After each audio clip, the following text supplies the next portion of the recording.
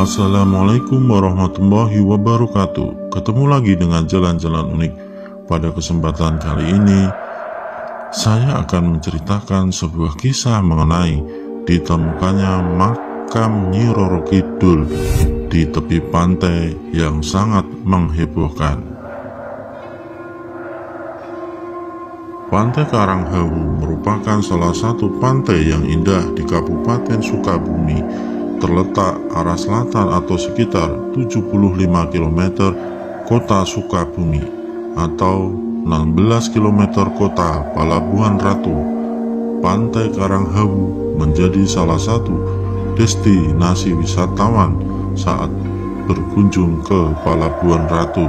Lokasinya tepat di pinggir Jalan Raya Cisolok, menjadikan pantai ini layak untuk dikunjungi. Nama Karanghawu berasal dari adanya gugusan batu karang yang menyerupai hawu atau tungku di lokasi itu. Keindahan sepanjang pantai selatan Pelabuhan Ratu tak bisa dilepaskan dari cerita misteri seputar Nyai Roro Kidul atau Ratu Kidul, seorang wanita yang dipercayai warga sebagai ratu penguasa pantai selatan. Di belakang garis pantai Karanghawu menyembul bukit-bukit yang rindang oleh pepohonan. Salah satu bukit itu ada yang dikeramatkan warga setempat.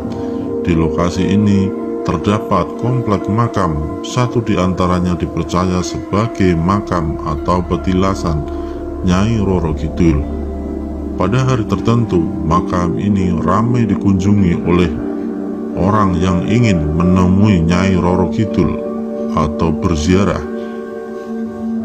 Petilasan penguasa pantai selatan itu ada di ruangan khusus, sebuah lukisan besar yang menggambarkan sosok Nyai Mas Ratu atau Roro Kidul menjadi penghias ruangan. Ruang ini didekorasi dengan dominasi warna merah.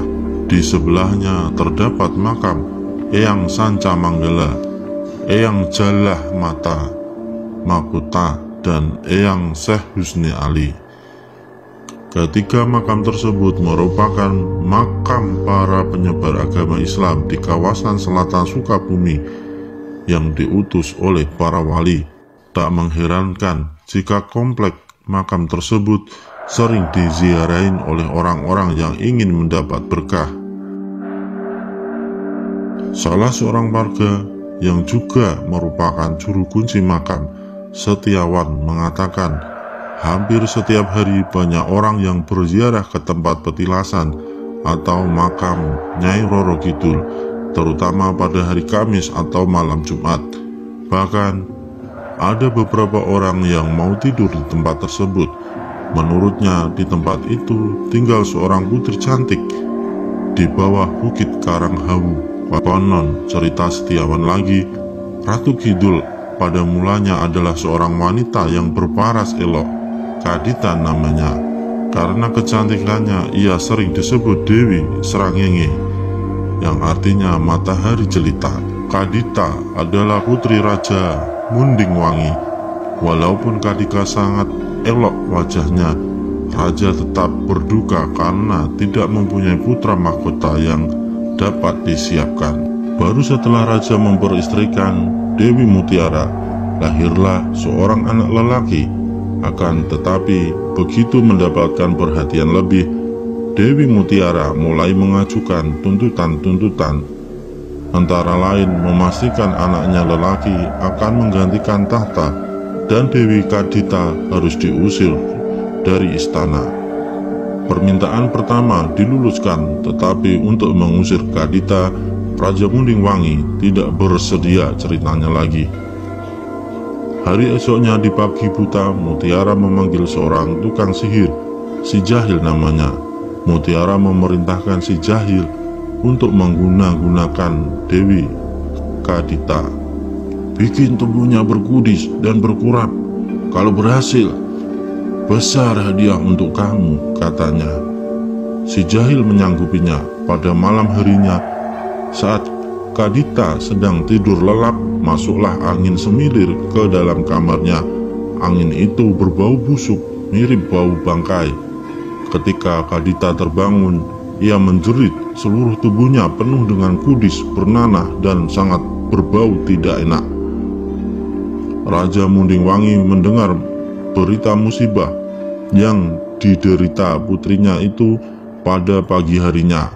Beliau sangat sedih, dalam hati tahu yang diderita Kadita bukan penyakit biasa, tetapi guna-guna.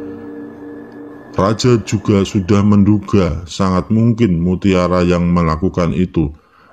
Hanya saja atas desakan Patih, putri yang semula sangat cantik itu mesti dibuang jauh agar tidak menjadikan aib.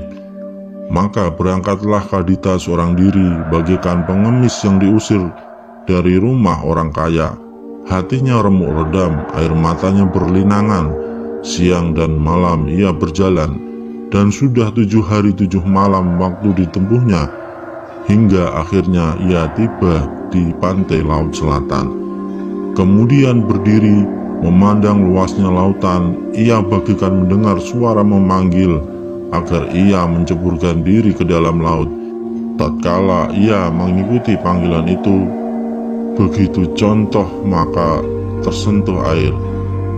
Tubuhnya pulih kembali, jadilah ia wanita cantik seperti sedia kala. Tak hanya itu, ia segera menguasai seluruh lautan dan isinya, dan mendirikan kerajaan yang megah, kokoh, indah, dan berwibawa. Dialah kini yang disebut Ratu Laut Selatan atau Nyai Roro Kidul, Terang Setiawan. Sementara mengenai Karanghawu sendiri, dapat dikisahkan batuan keras yang berbentuk lempengan yang menjorok ke laut merupakan terumbu karang yang telah mati dan mengeras. Konon batu yang menjorok ke laut itu merupakan singgasana Ratu Laut Selatan, Nyai Roro Kidul, ujarnya. Karanghawu dikenal sebagai tempat bermukim Nyi Roro Kidul. Di tengah pekat malam, banyak peziarah datang dan mandi suci di tepi batu karang. Bahkan mandi pun dilakukan menjelang sore. Ada di antara peziarah yang mengambil air laut dari cerukan karang yang berbentuk hawu. Di sanalah barokah akan didapatkan. Wallahu alam. Itulah cerita mengenai ditemukannya makam Nyi Roro Kidul di tepi pantai Karanghawu. Jika kalian suka dengan video ini, silahkan Anda subscribe dan tekan tombol loncengnya. Terima kasih.